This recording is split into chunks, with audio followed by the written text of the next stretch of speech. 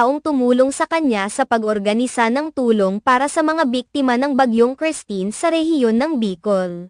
Mula sa mga donors at sponsors hanggang sa mga rescuers, volunteers at mga kaibigan at kapamilya, naiparating na ni Gerald ang tulong sa pamamagitan ng Philippine Coast Guard. Bukod sa pagiging aktor, siya rin ay isang reservist ng Philippine Army. Sa kanyang Instagram post, binanggit ni Gerald ang halaga ng pagkakaisa sa gitna ng mga pagsubok. Teamwork makes the dream work. Thank you to everyone that supported our cause. Your compassion and generosity made this possible. Our strength lies in coming together during crisis. Aniya. Pinuri din niya ang mga rescuers at volunteers na nagbigay ng kanilang oras at pagsisikap para matulungan ang mga pamilyang naapektuhan ng bagyo. To all the rescuers and selfless volunteers, maraming salamat. Your efforts to provide safety, care, and support the